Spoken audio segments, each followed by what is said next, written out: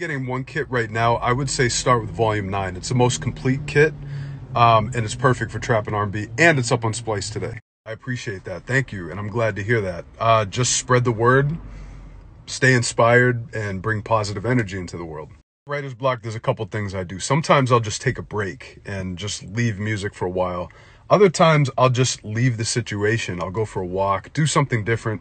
Usually when I come back, I'll have a new idea, but sometimes taking a break is a good thing. Having confidence issues with beats, I think the best thing to do is just keep making beats, make more and more, keep learning, keep getting better, put stuff out there even if you don't want to. Just stay in the flow of it and just keep going. That will give you more beats. You have to go crazy. You have to just demolish your opponent. You have to just have little pockets in there that just make the audience go, holy shit. You have to make it undeniable. I think that's what really wins in a battle. By the way, I'm announcing a Drums That Knock Volume 9 battle on my next Twitch stream. So be tuned in. There's going to be cash prize. Most of the time, drums first.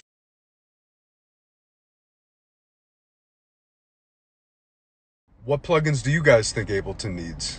That really depends. Like what is your goal with the analog equipment? Do you want a keyboard? Do you want a beat machine? What exactly are you looking to accomplish? First thing you have to do is define what success means to you. The next thing is to know where you are in relationship to that success and let the difference between where you are now and where you want to be propel you forward. The main thing to do is be clear about what success means to you. Write it down. Think it through. Really have that picture in your mind what success is, because it's different for everybody. Once you have that defined, then you can move towards it. Shout out to Iran. I usually make hundreds and hundreds, sometimes thousands of sounds, and I save them into a sound design folder and try to label them as I make them. Then at the end, I go through all of them and pick my favorites. I don't know. Usually when I make that type of beat, I will start the drums in FL Studio because I just like the way the swing sounds. Anyone new to Wavetable, I mean, it's amazing. I would say really thoroughly learn the mod matrix and just experiment. Listen to sounds that you like with it and see how they made it. Watch YouTube videos.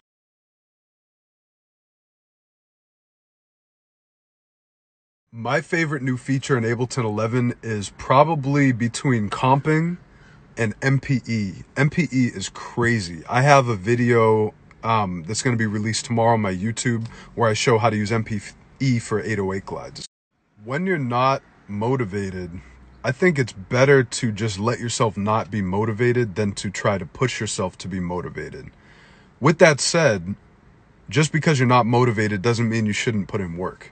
The thing that separates a professional from an amateur is the pros put in the work. The amateurs only work when they're motivated.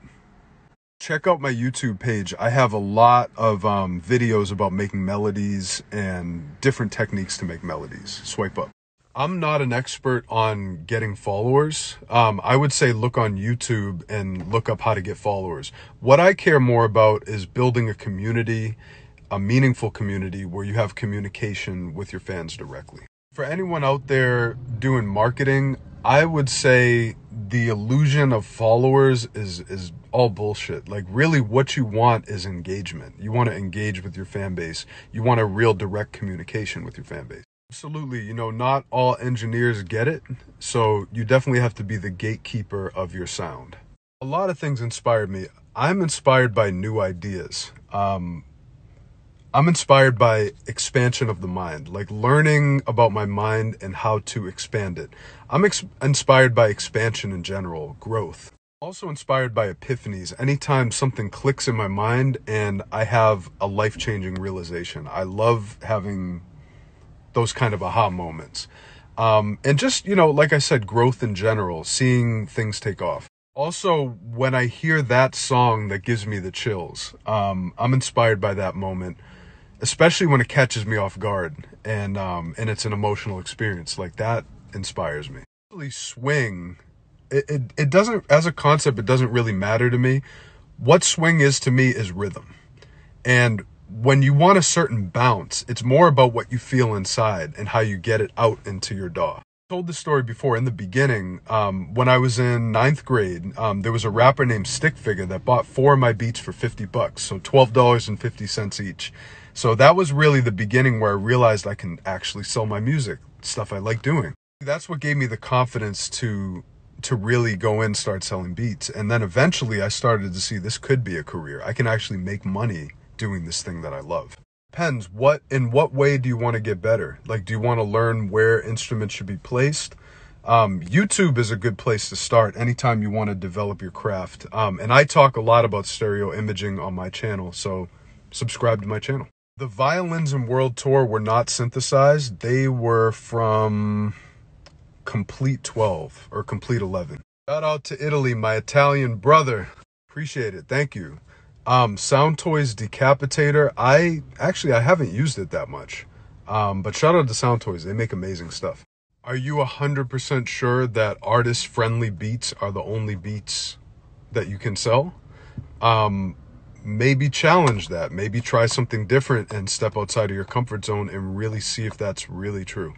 Worst case scenario, if it is really true, you can make some artist-friendly beats and then in your free time make stuff that is more a passion project that you like.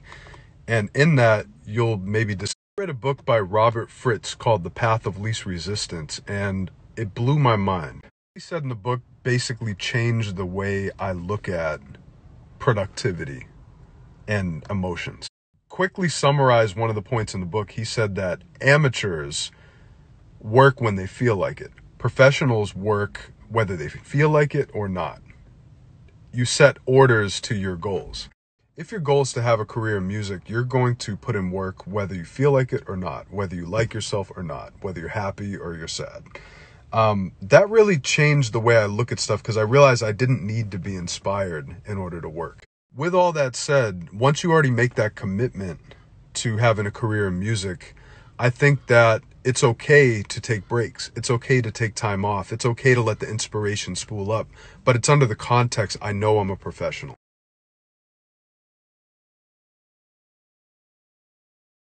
Yes, it is cheating. Yes, you absolutely can't do that. That's wrong. Cheating, cheating, cheating. I'm just kidding. I don't know. Who's to judge? I have not tried the MPK Mini Mark III, but I'm sure it's good, just like the Mark II or the Mark I. Shout out to Akai.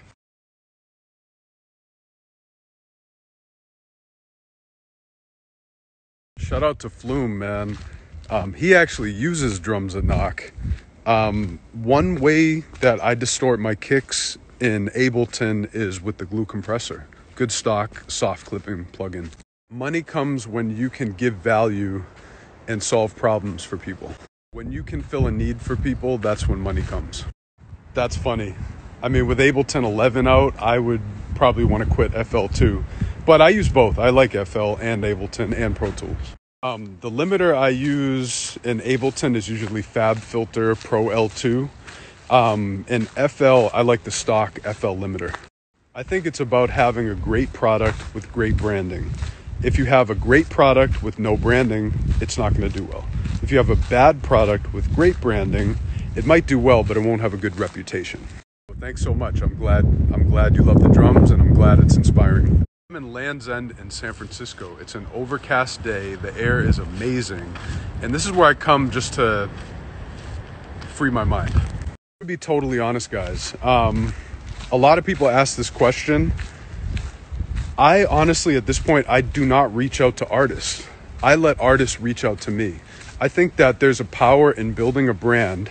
Once you have that brand, you have to position yourself so you attract these artists to come to you. I think it's always easier to have people come to you than you trying to reach out to them and hook them in. That's just how I work.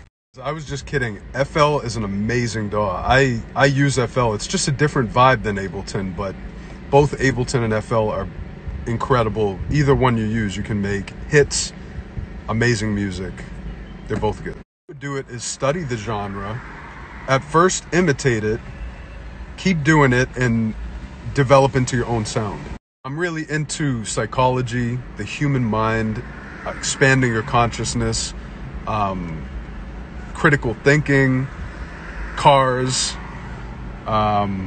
shaving. I think there's absolutely no problem with using loops whatsoever. Just understand that if you use a loop, someone else could use the same loop. So add your flavor to it. Try to make it different and make it your own.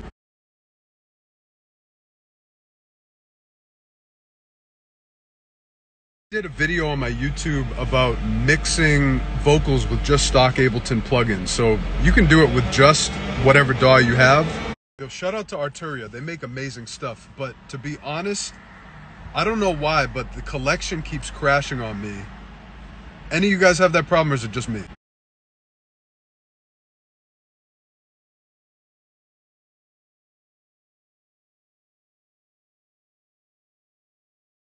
No red line, no headline. If you're inspired to produce, it'll only help. If not, find someone who is and work with them. I mean, as you network in the game, you're going to know people who know people. It's a very small industry. I think if you continuously work on your craft and be great, it's going to all come together. Make your brand great, make your music great, and be consistent.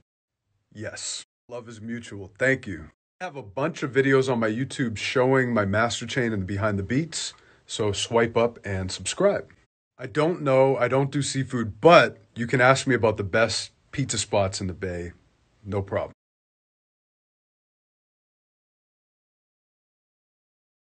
I'm doing really good today. I have Drums That Knock Volume 9 just launched on Splice, so I'm happy about that. A little bit tired, didn't sleep much, but that's kind of a normal thing. I'm doing well, thank you for asking. Don't know how you can get famous, but I do know how you can make money producing, and it's through your intention. Think about, just set the intention that you want to make a career producing music, and you will learn and do the things that get you closer.